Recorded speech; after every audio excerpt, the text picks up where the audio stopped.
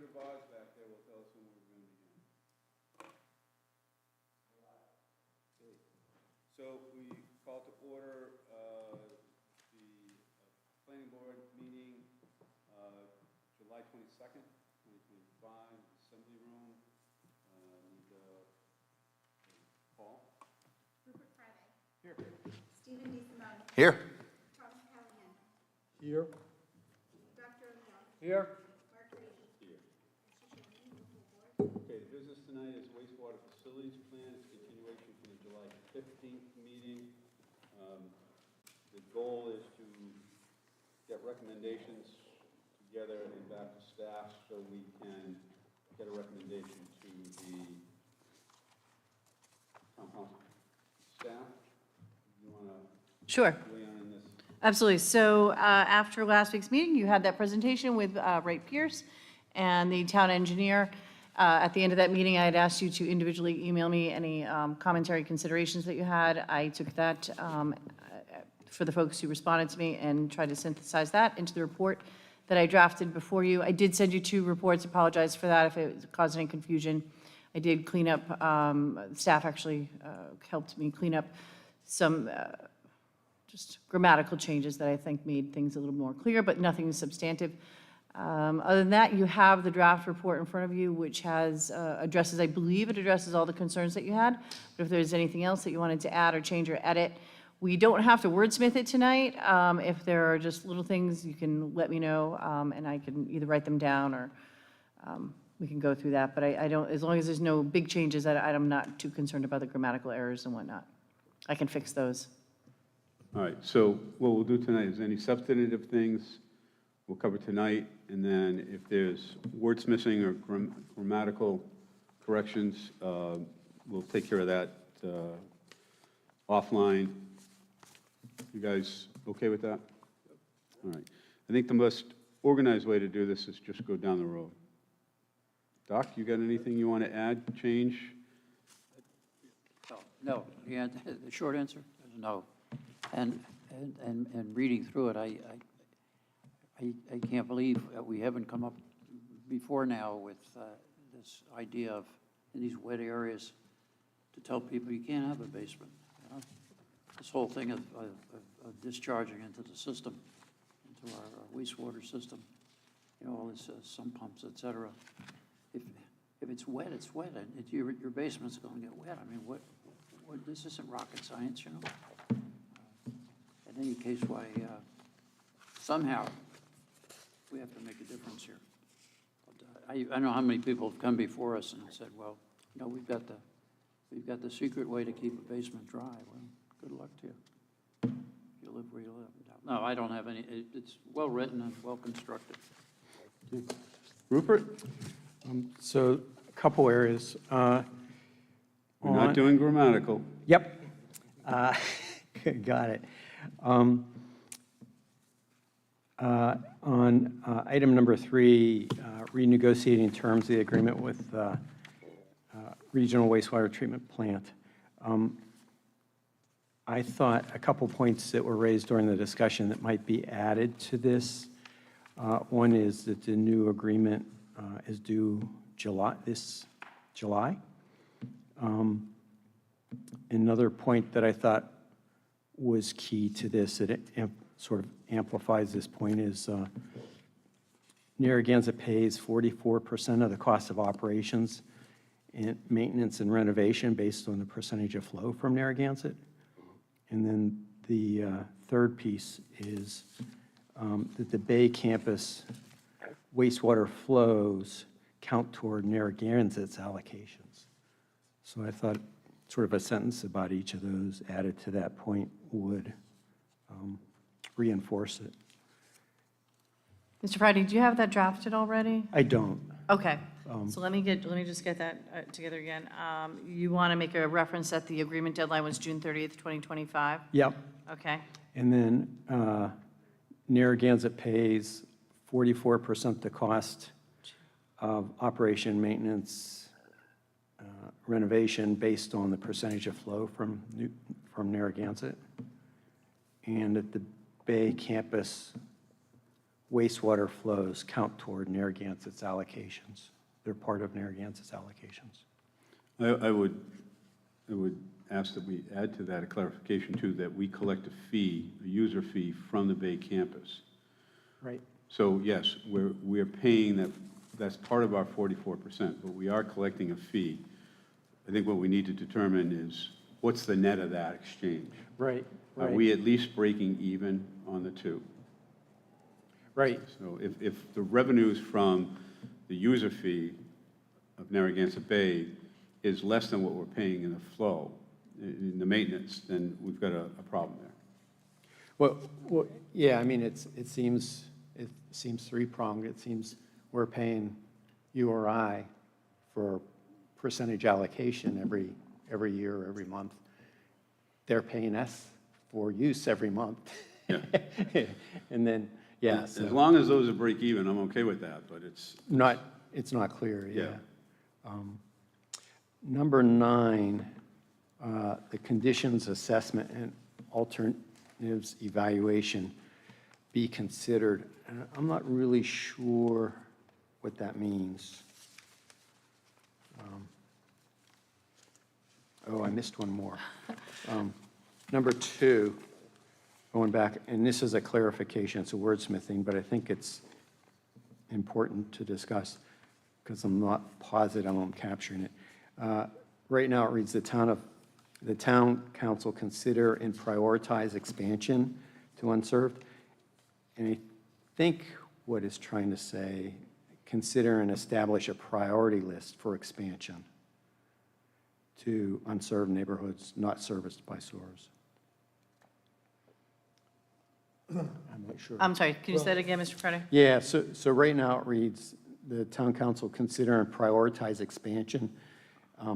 So reading it that way to me means that expansion to unserved neighborhoods should be a priority. And what I think needs to be is that there needs a priority list of which neighborhoods get expanded to. And I'm not sure what the intention was of originally drafted, so. Yeah. Go ahead, Tom. Mr. Callahan?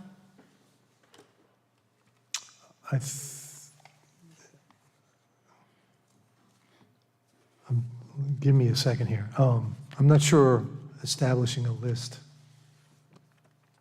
is what was intended here.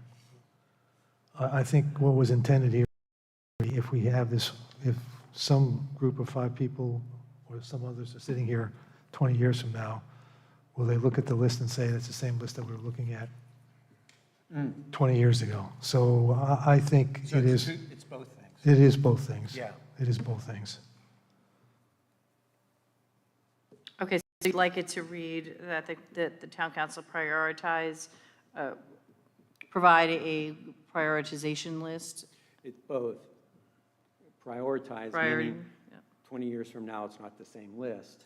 And create a priority of the laundry list of neighborhoods that need to be extended to what's first, what's second, what order are we going to do this in, or what criteria are we going to choose? Right now, it seems to me that the whole plan is a laundry list of needs, and there's no prioritization at all throughout the plan. Well, I was going to go there too.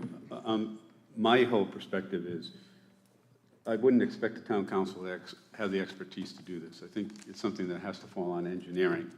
And engineering needs to create a priority list based on what they know and a schedule for that list, not only for bringing neighborhoods online, looking at, because he, when we talk to him, he knows in the back of his head what septic systems he's got out there that are just time bombs.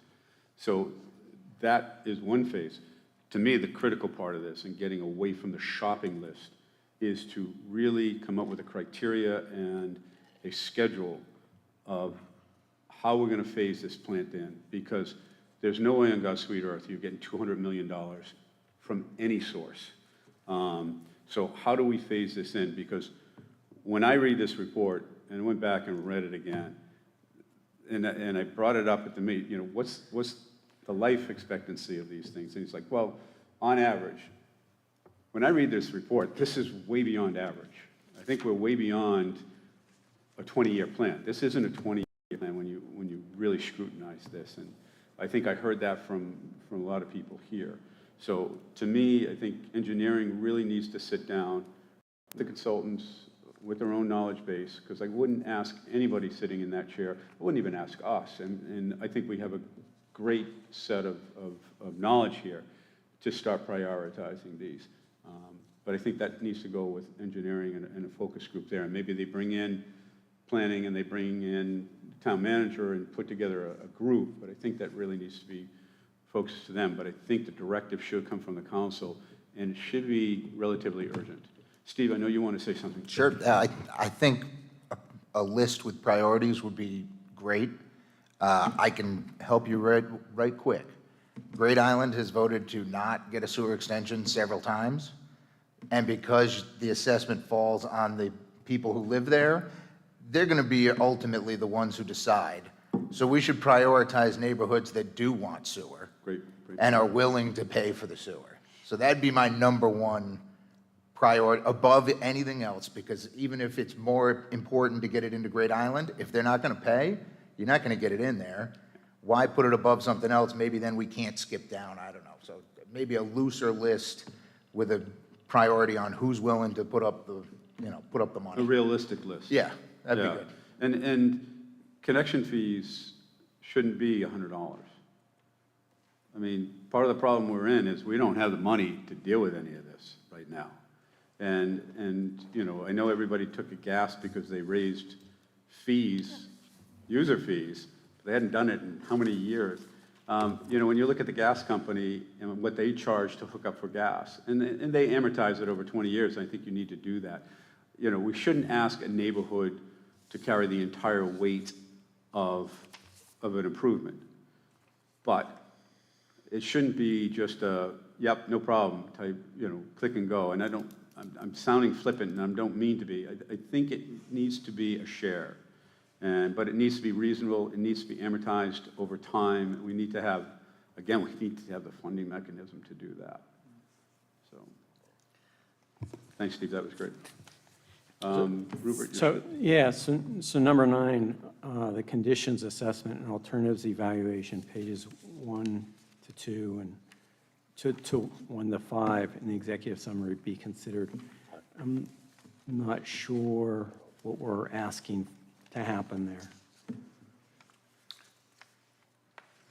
So that was a condition that I attempted to draft from another board member who sent me some information on what they wanted. So I'm going to leave that up to Mr. Callahan, if you can help us figure out what you wanted as part of a consideration for the conditions assessment on those pages. Let's come back to that because I'm drawing a blank right now. Sure. If we could do that, then can we go back to 2 for 1 minute, Mr. Yep. Friday? Yeah. All righty. While we're doing that, so I just want to make sure I heard correctly that you would like that the group, the consensus is that 2 should be revised to, so in my head, a criteria would come first, which would help you set your priorities, and then you set a schedule. Does that organization sound logical to everyone? Okay. Yeah. All righty. And then, so I'll redraft that to ask the council to consider that they set, that they determine what the criteria is to help set the priority of those lists, of that list that's been, you know, in place since the last one, Save Briggs Farm, and then to come up with a schedule so we can start tackling those based on their, you know, on their priority. So the one that that was mentioned several times, just for the record, is the galley fish processing. Yeah. Thank you. Yep. And then number 11, which I sort of initiated as a placeholder, saying that we support the consultant's recommendations for selecting alternative 3 and alternative 5, upgrading the Scarborough wastewater treatment plant. We didn't discuss that, so I don't know how people feel about that. And then when we reviewed the draft, the May draft did not have alternatives for disinfection, which the latest draft does. So I don't know how others feel about the alternatives of the wastewater treatment plant upgrade that were recommended by the consultant, if that makes sense to people. And then the disinfection, in my mind, it's really confusing. I look at their advantages, disadvantages, disadvantages for the one method, higher cost, disadvantage for ozone, higher capital costs and energy costs, disadvantage for UV disinfection, higher capital costs and energy costs. It seems like all of them, the disadvantage is higher costs. So it seems it would be useful to see what are the actual capital costs and operating costs of the different options. And they don't really recommend. They recommend just continuing without doing anything and then see how it goes. But it seems like if we're recommending completely upgrading, rebuilding the wastewater treatment plant, that the disinfection should be part of that design from the get-go. But I don't know how others feel about that. I just want to be clear, we're still on number 11, correct? Yes. Okay, thank you.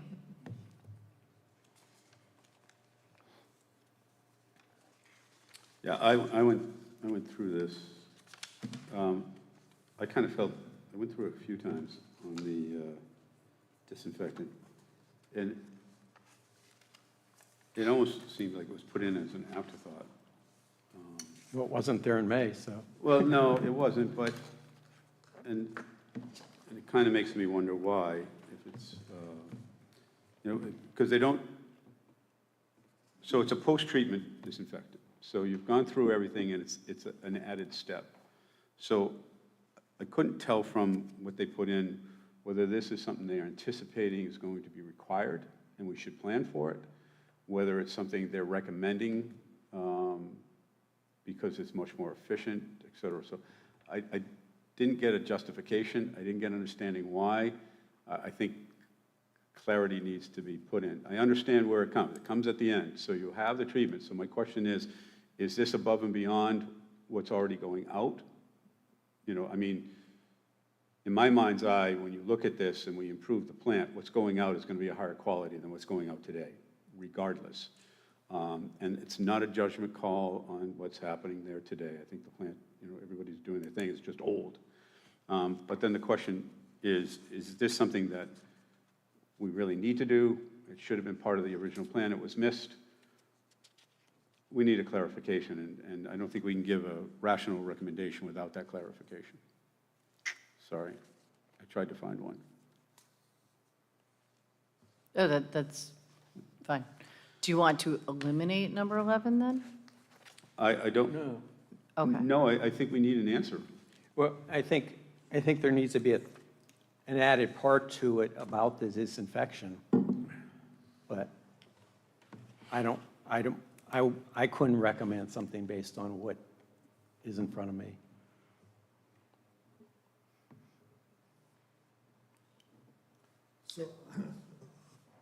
So just to be clear, with respect to 11, are you saying that you'd like to add something with respect to disinfection that's currently not there? Right. So as it stands, 11 is okay. Yep. It's okay, but it is not complete. Yeah, in your it's word. missing It's the incomplete. recommendation for Okay. disinfection.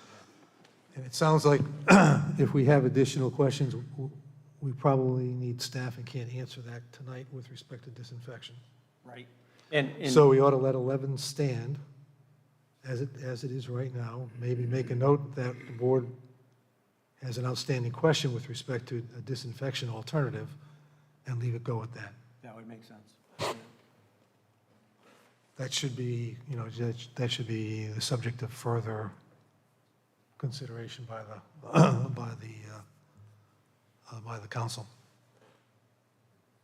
And really maybe based on budget budget issues between the alternatives presented, yeah.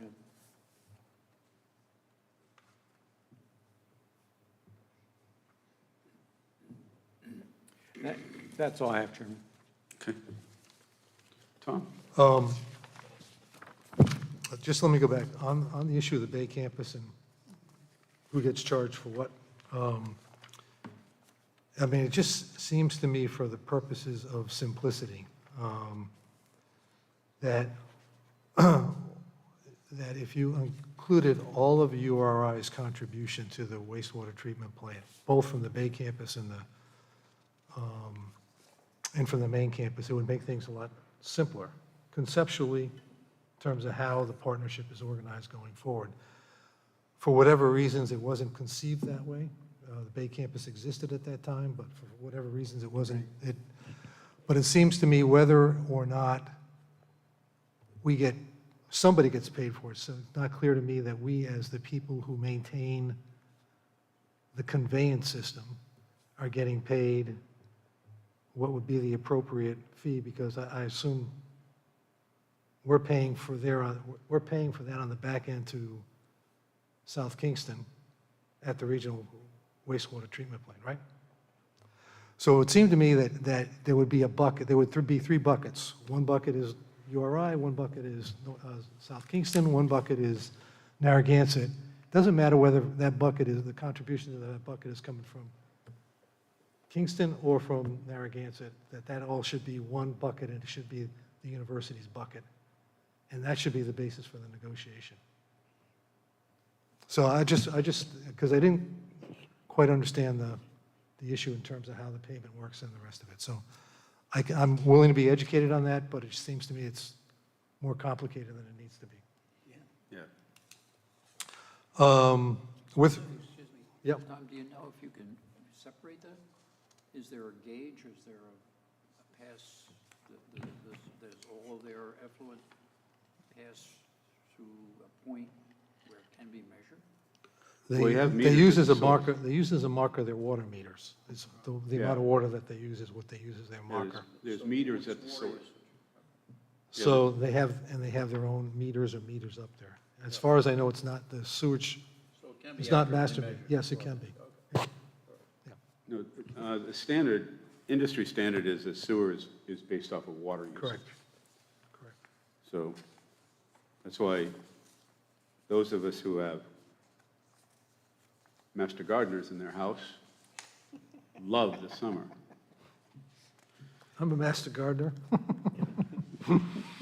So on the issue of 9, as written, it's just redundant. And I can't remember, Jill, the context for the conversation that we were having. So for the purposes of this conversation tonight, strike 9. I have a couple of things that I think 15, I would be more comfortable, instead of referring it to the Finance Committee to determine if there are adequate funds available, I would refer to the Finance Committee to determine how to fund the plan. Yeah. Rather than there are adequate funds available. Because as we heard last week, to Steve's point a minute ago, for the expansion, you get the whole issue of ratepayers. An expansion for Galilee, you may find that some of the fish processors are willing to put something into that, or the state, for an economic development purposes, is willing to finance a part of that. So they're rather than say whether there are adequate funds available, I would say let's kind of figure out a way, let's put a funding plan together.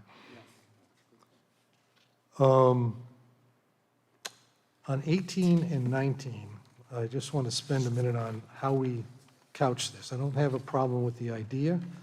The ideas expressed here, I have a problem with the way they're expressed, perhaps.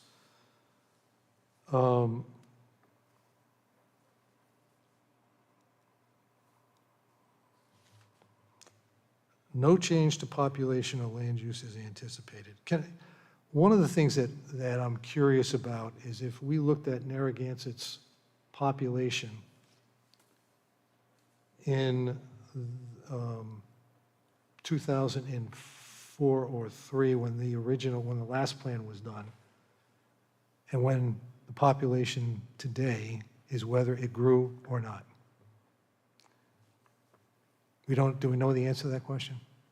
I know the answer from the 2010 census to the 2020 census And because I just looked at it today. And the answer is? It's decreased. That's what I thought.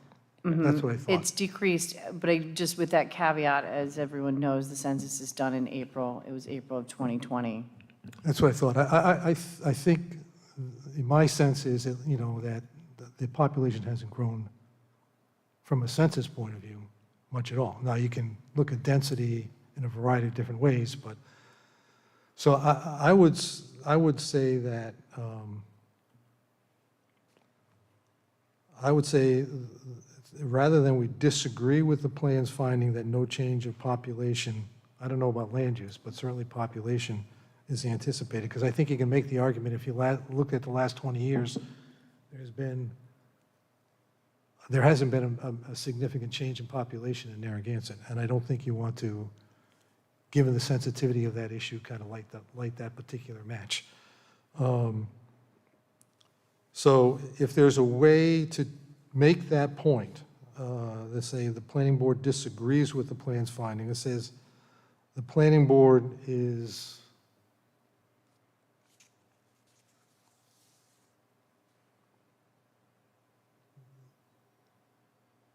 unsure, uncertain that that finding will essentially prevail over the course of the next 20 years. That, to me, would be, I mean, that's a speculative thing. Who the hell knows really what's going to happen over the course of the next 20 years? It's pretty, Nobody does. right, it's pretty speculative. But it's a fair point to say,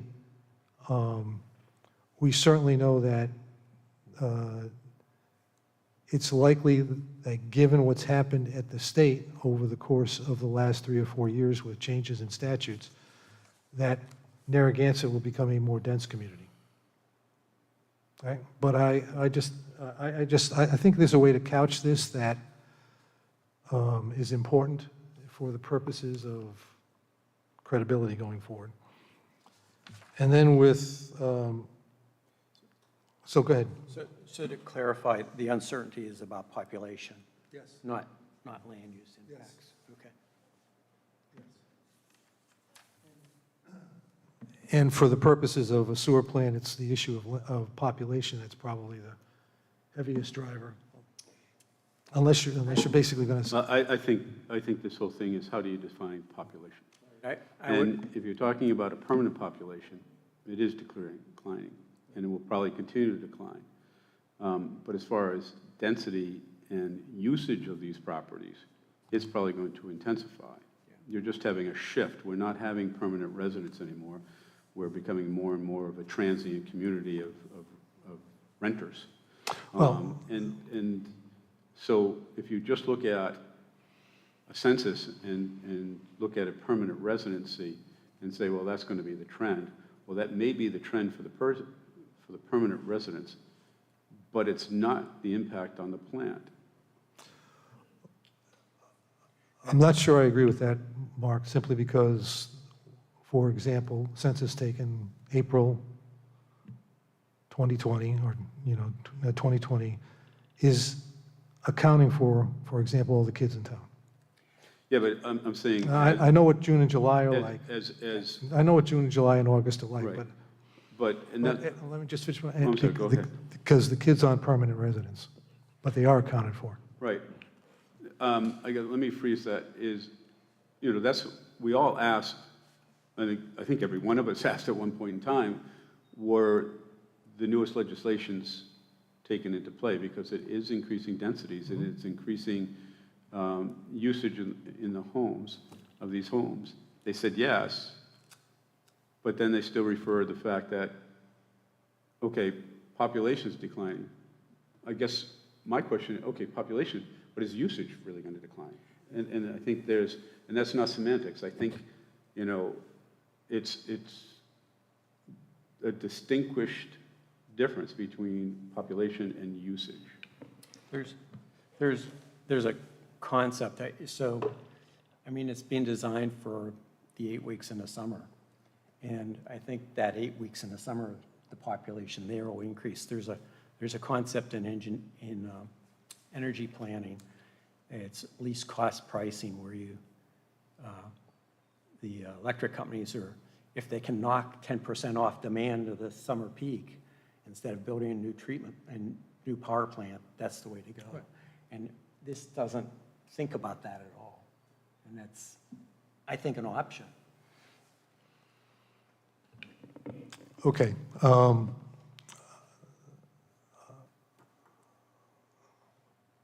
I think if we focus on density and usage and not population, Yep, I agree. I think we're be better served.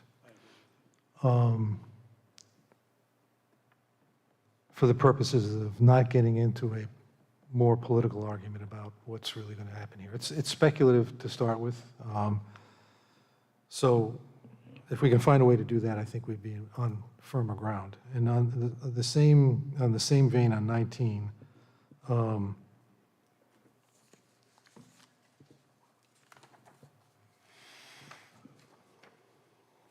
not sure over a 20-year period of time you can make the statement that there won't be more full-time families here or not. I know how I feel about that, and I know how I think about it, but when you think realistically, I don't think you can make that statement I agree. and maintain your credibility. So I think we need to figure out a way to, so you're looking at me in terms of, so having made those statements and seeing I got a bit of a consensus on that, let me kind of tinker with the language a little bit and let Steve go ahead and do what he's got to do. Thank you, Tom. I actually wasn't even going to touch 18. When I first read it, it did jump out at me, and I thought, oh my gosh. But I will get politically ready. I hope they're wrong. I hope we do get more people to move here. I hope our population does increase. I agree. I didn't have a huge problem with 18. 19, I did have a problem with, no surprise there. I'd like to strike all of 19. There was no data that was introduced at this meeting. It has not much to do with the sewer. And also, I'll let you guys in on something. I called around today to get some data. I called 3 of our biggest brokerages that have listings for rentals, both college and summer. What I found might surprise you. 5 to 10% of each of their stock of both summer less so, but winter goes unrented every year. So we are meeting the demand of the URI students who want to live here, evident by the fact that there are vacant houses up for rent to URI students, and they're not taking them. And it has gotten worse for their businesses since COVID. There are less people seeking to rent here, both in the summer and in the winter. But they said we're like normalizing to pre-COVID levels. Everybody knows there's a lot of free money out then, so more people looking to rent. But that could be good or bad news, depending on where you sit. But it seems like, hopefully that'll put pressure on these renters to move to a year-round, at least maybe 5% of that stock could go year-round. Now, that's up to them, but it seems like it might help. So I would like to see 19 stricken. 18 I didn't have a problem with. 17, to Doc's point about the high water table overlay district, we actually already have a regulation on that district, Doc, that triggers a further review from the building official. So you can't put a basement in unless the building official evaluates all your engineering and you can prove to him that you're in fact not going to pump, into the sewer, and you're not going to spill water on your neighbor. And so some people in that overlay district have plenty of land and can infiltrate some of that water and be closer to the water table. Some cannot, and also slab on grade seems a little excessive. I'd be happy with maybe 6 inches of separation above the water table to the slab, because that still encourages raised ranches, which are less expensive, and we get a lot of families in those. So that was my note on that one. I don't know if anybody else had any thought on that. I'm going to back up on one of the things that I found, because I made phone calls too, which was interesting, is back on 19 in housing stock and rentals, is that, and it's kind of pocketed right now, depending on the neighborhood, where a lot of people are buying these homes, spending, and we see it, so we know more or less how much money they're spending on, not only to buy what they're buying, and then how much they're investing in it. When it comes down to rentals, they're like, yeah, we're not putting kids in here. And more and more people are, right now it's impacting very specific neighborhoods, but are shutting the houses down in the winter rather than renting it to a student because the amount of investment they have in the homes, which I thought was a little intriguing. So on this, the sump pumps, we had a project before us that the proposal was to put in a basement, and there was a condition from the building official that you couldn't have a sump pump. And yet, the water was at, I don't know, 18 inches or closer to the surface of the ground, and it was a full basement. So I think that's what's happening. We have all these sump pumps going in after the fact. There's no way to enforce it once the basement's built. So, Mr. Friday, if I may, the section 4.5 of the zoning ordinance, which is the high water table limitations overlay district, doesn't allow or preclude sump pumps. What it does is ensure from an engineer that the construction of anything below the surface, any basement crawl space, is adequate, so that, similar to a swimming pool, swimming pools have a similar requirement, that they don't pop up, that they're going to be constructed as to not fail. It doesn't speak to, but some pumps are not allowed to be pumped into the sewer system, they're not allowed to be pumped out onto the street. But they're not illegal per se, they're just not allowed to be dumped into the sewer system or into the street. So I have a quick question on that. When we did the improvements on our house, we were required to put in a water garden. Now, the problem is where our water table is, the water garden floated away. So I have a retention pond that I maintain. And not only are all my downspouts required to go in there, but my sump pumps are required to go in there, and they do. Do we still require that? Because I see a lot of work in town, but I don't necessarily see that element. For drainage, you mean? Yeah. Yes, we Whether a do. retention pond or a water garden or whatever it might be, because even though the zoning doesn't allow it and building codes don't allow people pumping into the streets or into the sewer system, there are, and we all know, there are a lot of pipes that go underground and pop up in places. But if there was an on-site where you could put it into a holding facility. Yes, section 7.7 Yeah. of our ordinance, which is our drainage. It's funny because I look for it and I don't see it. I've never said anything about it. I'm just It's curious. reviewed by engineering, that's why you wouldn't see. Likely when applications come to you, they've already been reviewed, 9.9 times out of 10, they've been reviewed and approved by engineering. So engineering has already looked at that to see where they're putting their water, their stormwater, and rain gardens are very popular. Yeah. Or Yeah, it's great. or dry wells. High water tables don't bode water well with dry table and wells. dry wells, that's But a wet yeah, well. but oftentimes people will do an 8 or 10-inch rain garden, and they're pretty big too sometimes because they need to be. They need to, The deeper they are, they just hold water. Yep. Okay.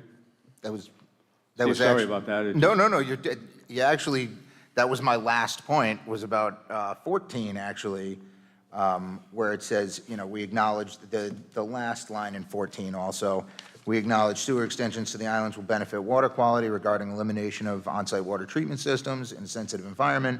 Benefits may be offset because sewer installations allow for increased development that will generate additional water quality impacts of stormwater runoff. And what I was going to say is exactly what you and Jill just talked about. We already have regulations on stormwater, so any new, developments and construction there have to take that into account in their permit. So I'm not sure that that's necessary in this particular context. So, to go back to 18, I have two thoughts in terms of how we could deal with 18. One is to strike the boldface language in its entirety. One is to substitute the word questions, strike the word disagree and add the word questions in its place, in the boldface language. I'm comfortable with that. Which one? Questions. Question. Okay, all right. So why don't we do that? And then on 19, I don't have a problem striking 19. I would simply say when I listened to you, Mark, and you, Steve, and your local market research in terms of kind of what's happening out there, I'd feel more comfortable in relying on stuff like that if I knew as a point of information how many units and bedrooms were available last year at this time, how many units and bedrooms are available this time of year, because the supply side of this thing, you got to understand the supply side of this thing to understand what's going on as well. Oh, totally. It's a point in time, and I think Steve would agree with that. It's just a point in time. Absolutely. I do have one other thing on 19, if it Go helps ahead. you. This is anecdotal, but factual. We did do 5 new houses in my neighborhood within the last 5 years. I live in one of them with my family, and one of the other ones is occupied year-round by a family. So that's new development that would have been sewered. It wasn't, but it would have been sewered had we put the sewer line in Sunset Boulevard. And 2 of those, that's 40%, are year-rounders with families. And hopefully, when CRMC approves my septic across the street, my sister will be here with her son. So the whole not result in families is demonstrably false, so I'd like to get rid of it, but. But I think the fact that it's so definitive is, I'm uncomfortable with that. Yeah, I'm happy to strike 19. Yeah. I think That's that's great. probably the sense of people here tonight. I had a number of things that other people had, so I'm crossing things out as we go.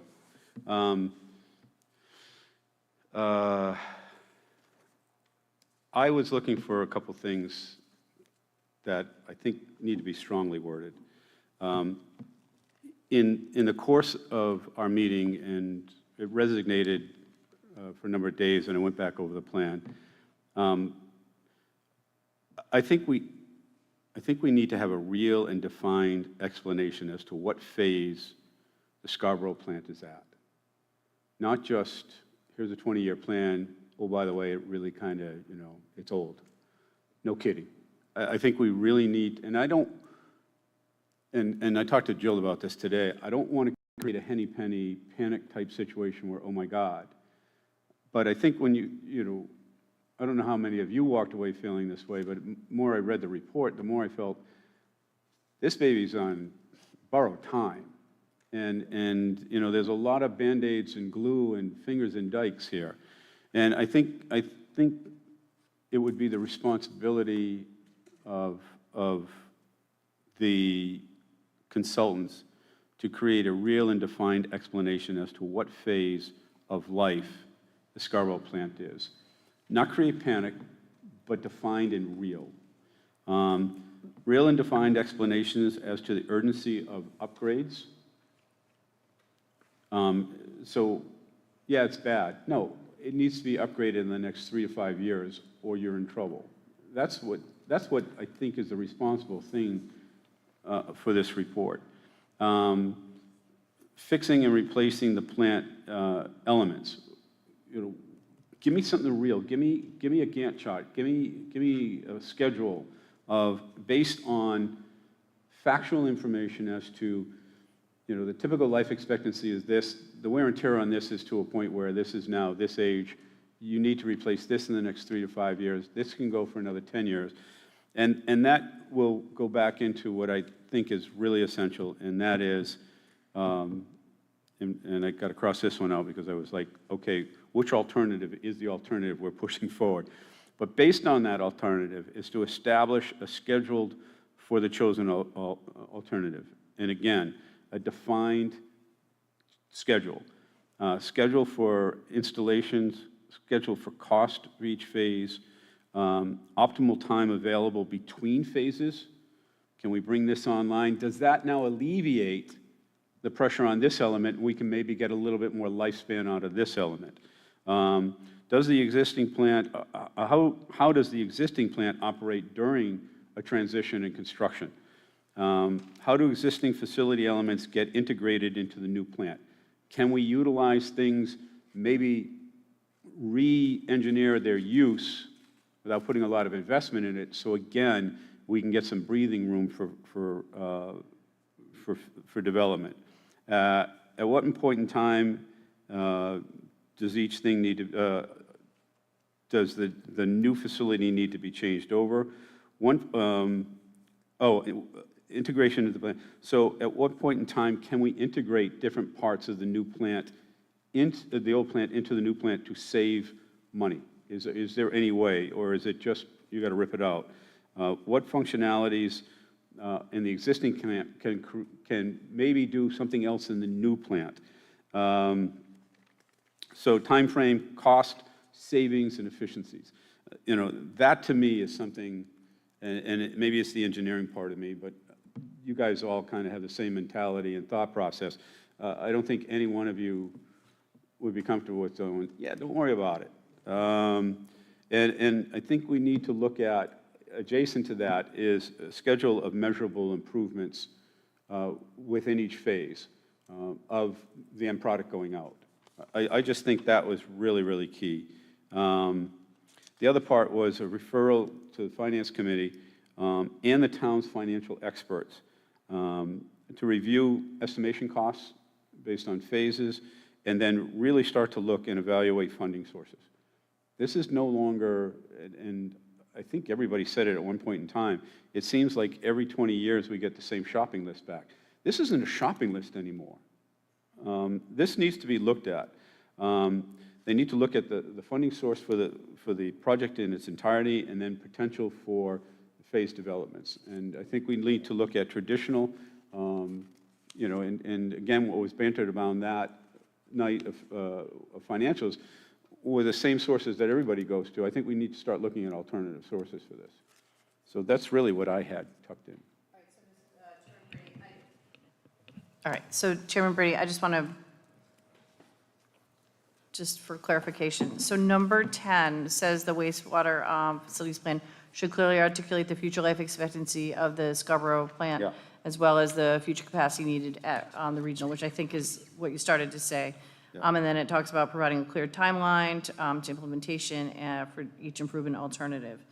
And then you added in, you were on that topic, but then when you started talking about 15, you added in some of the same things. Do you want me to add in some explanatory language under number 10, which talks about clearly defined with, I think you said clearly defined with phases, providing some transitional protocol, cost savings and efficiencies. And then you talked about under 15, having a cost estimation as well with a schedule of measurable improvements. Yeah, and I went through that and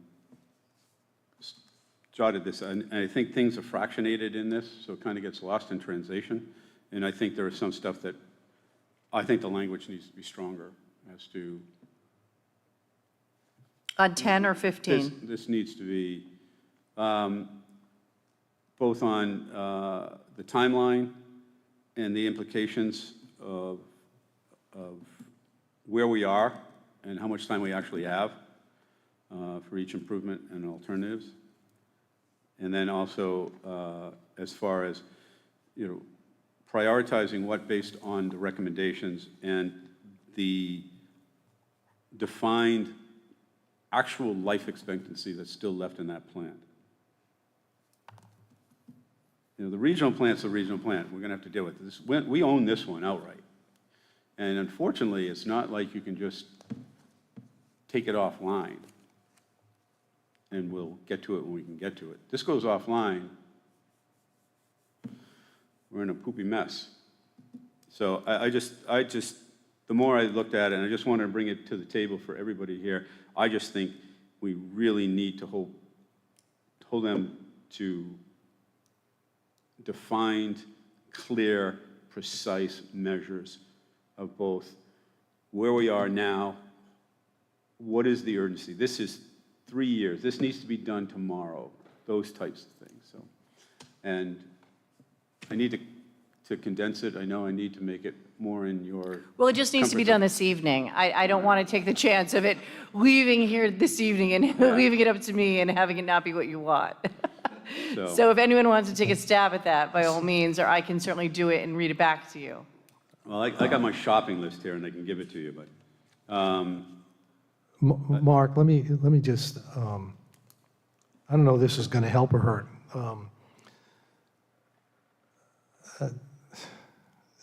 at a point in time at the University of Connecticut for 5 years, I oversaw the administration and operations for the main campus and the regional campuses. It included the water and wastewater treatment systems. We ran our own water supply system. We ran our own wastewater treatment plant. We had a plant that was older. When you talk about the plant's useful life, for example, there are elements of the plant that have a longer useful life because they've been invested in, and some that are not.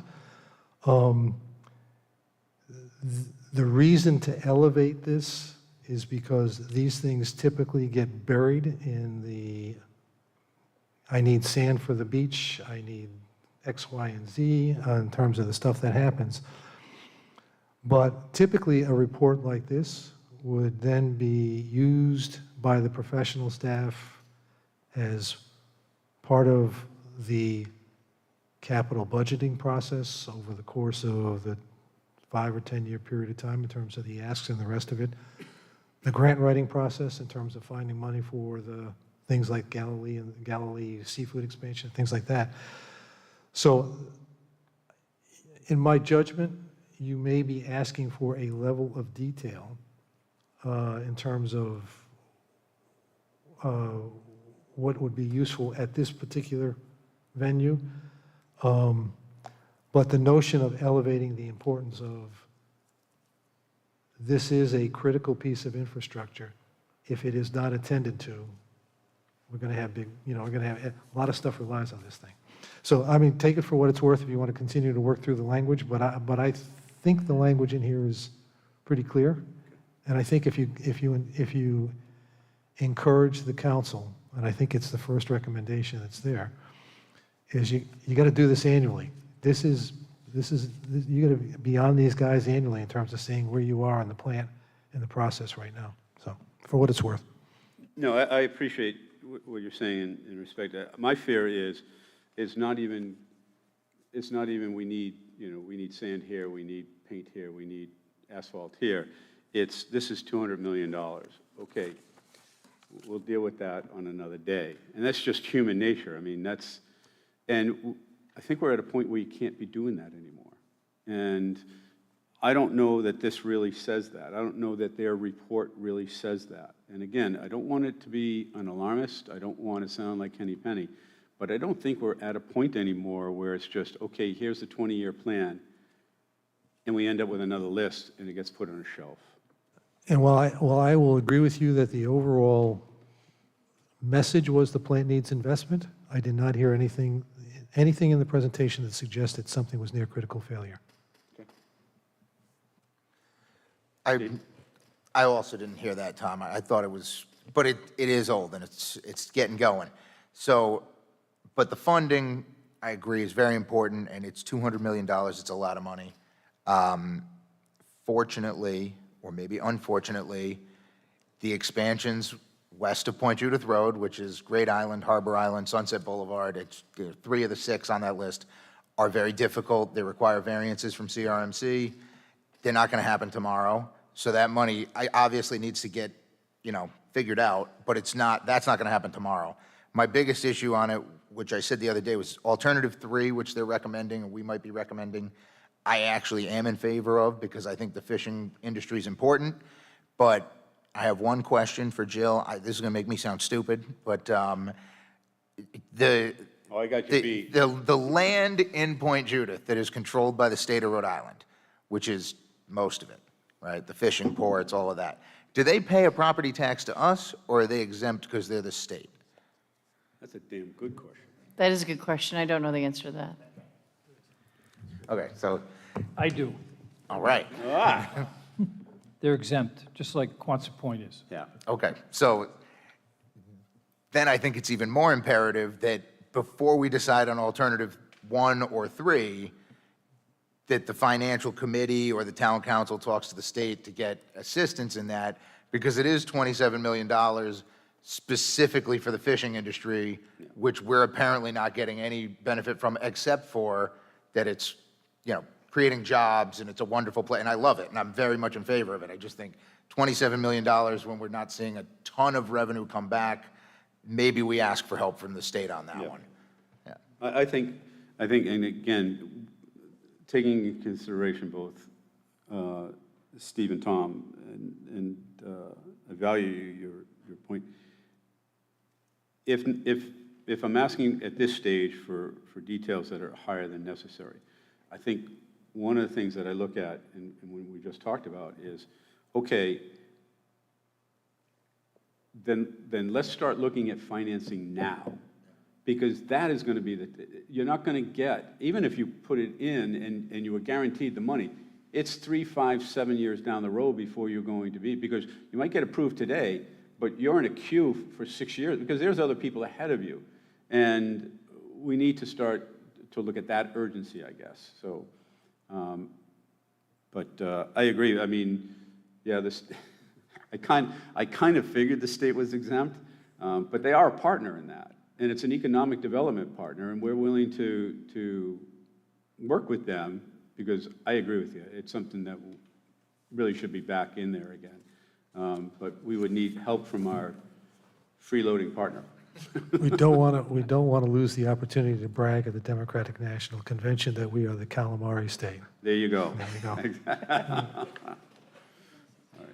go. There is an entity, Mr. Chairman, called the Rhode Island Infrastructure Bank.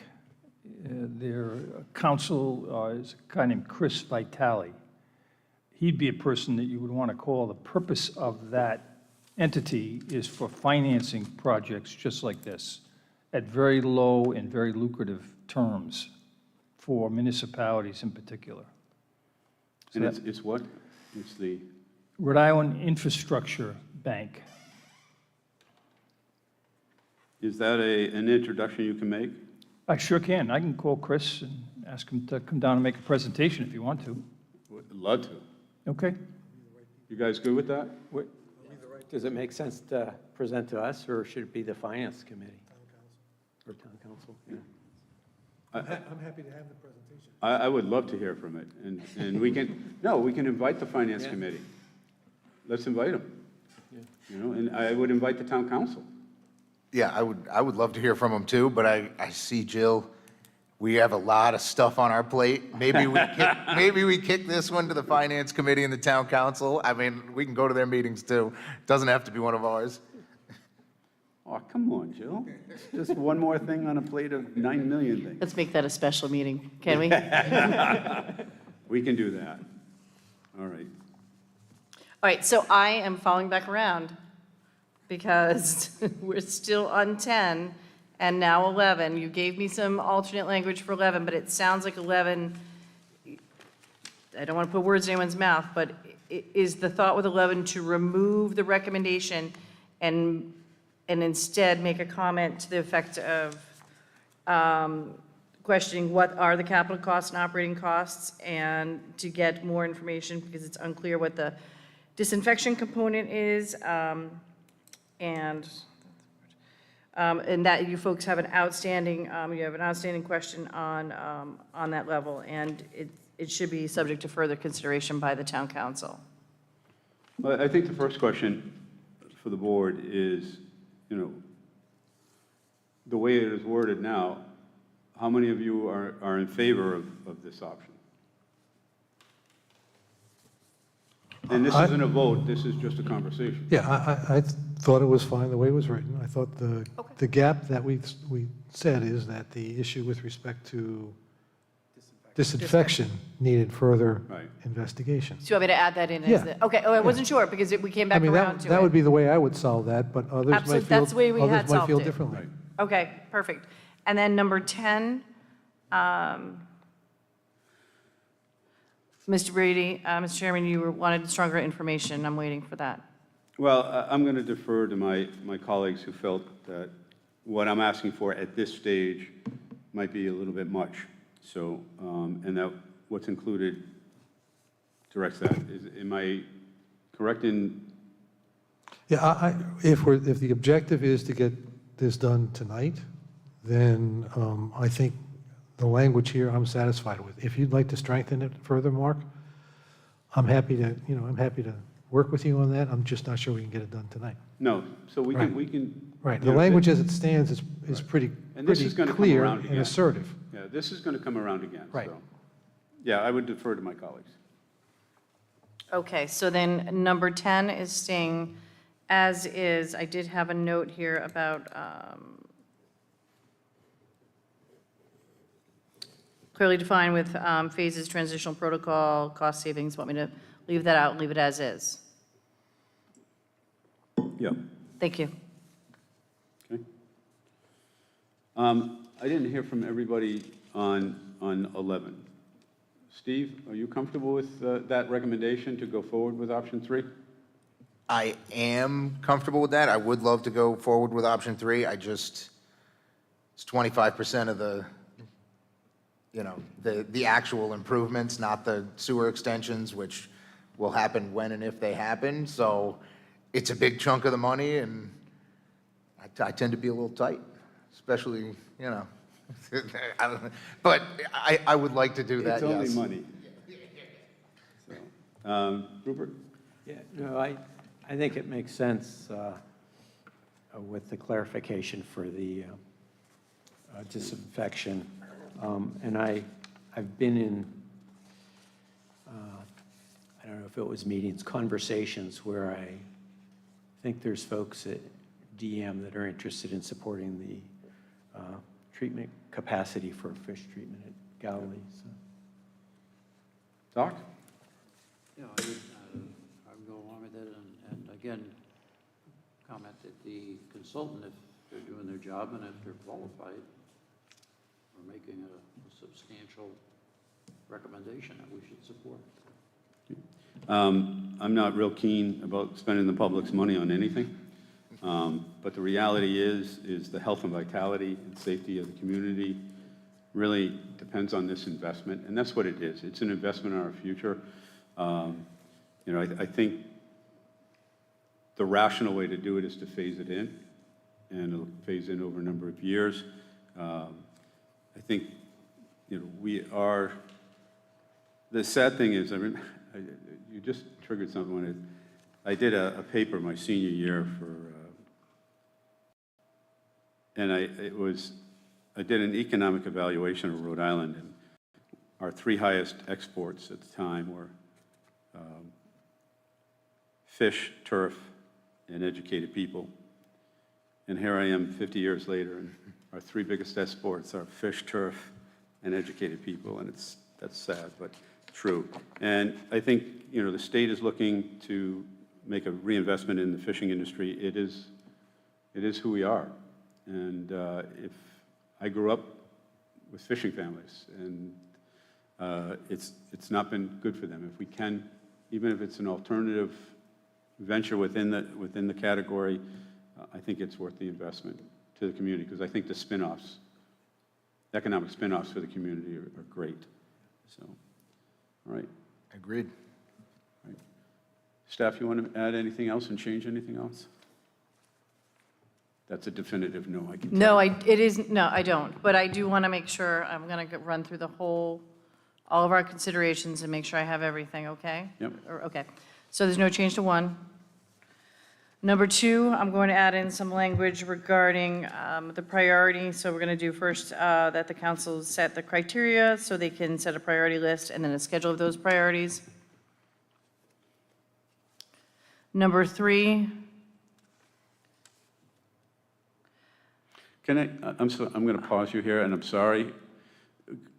Would it make sense for us to recommend that they put together a committee of expertise that we have in the community or within the boards to set those criteria and work with the consultants? Or just leave it for them to decide? I guess the question I have is, it seems like this needs to be adopted by September 4th. 5th. Yeah. So putting a committee together and having those discussions between now and then Yeah. seems All unreasonable. right, I just wanted to put it out there. Okay, oh, sorry. okay, that's okay. So number 3, I'm going to add into number 3 the reference that the agreement has, deadline was June 30th, 2025, and that that the Narragansett has 44%, of the cost, I think, is, we pay 44% based on our percentage of flow, and that the Bay campus counts toward the Narragansett allocation. Is that accurate? All right. No change to 4, 5, 6, 7, 8, 9. We're striking 10. No, I'm sorry, we're striking 9, keeping 10. 11, I'm adding in a comment about the unclarity of the disinfection. 12, 13, 14 are staying the same. 15 is, we are changing 15 to refer to, the planning board recommends that the town council refer this plan to the finance committee to determine how to fund the Scarborough wastewater treatment facility. And review the cost, review the estimation of cost projection in its entirety. Just a quick thing on 15. It refers to residents. I think in this particular case, we need to be, where it's appropriate, we need to be talking about ratepayers as opposed to residents. Yeah. For long-term ratepayers. Yeah, I mean, the word residents is used throughout here, but this, Change. I think we're really referring to ratepayers. You bet.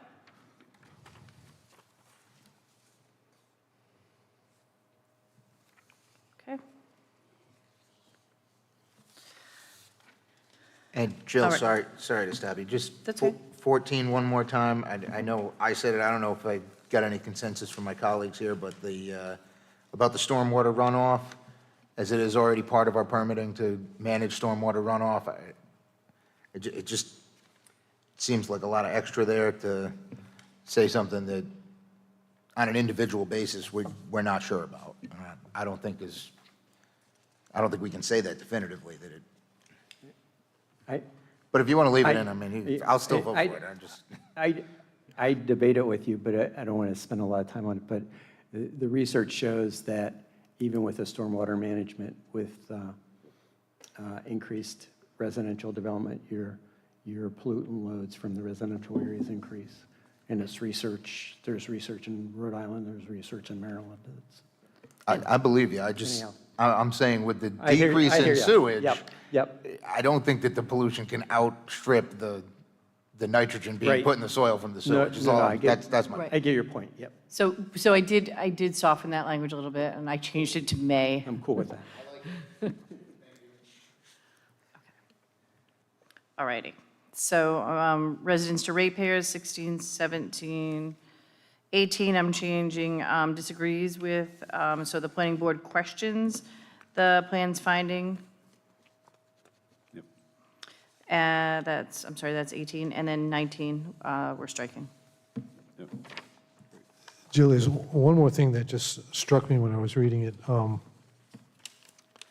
I can't find it right now. It's the section that refers to when the regional plan is due. And it seemed like the plan was due before the contract they're going to be under contract or complete the contract for. Where are you? It's number 3. Yeah. We added it to number 3. You added it to number 3? Yeah, Where was it before? it's not there. Oh, I saw language in here somewhere about, About when our plant is due, Mr. Our no, plan? when the regional plant was, here it is, I'm sorry. So it's on the second page, first full paragraph. It says that analysis, which is referring to the regional water, will be completed by South Kingston in 2026. The completion schedule requires DEM approval of that plan by 2025. I'm sorry, so that's my error. It would be a completion of our plan by Oh, just- 2025. just- Thank you for that. Okay, yeah, just the way it appears, okay. So I'm going to change that to Narragansett's WW, okay.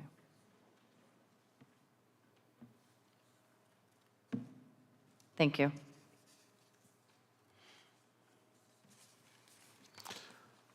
Mr. Chairman, you looking for a motion?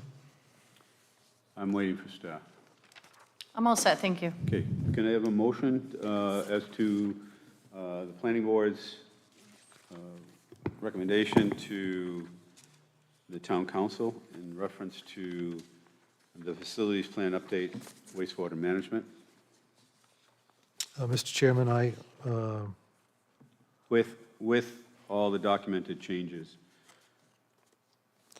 Mr. Chairman, I move that the planning board recommend approval of the plan as amended this evening, and the considerations that are incorporated therein, that the planning board recommend its affirmative approval to the town council. Do I have a second? Second. All those in favor? Aye. All those opposed? Okay.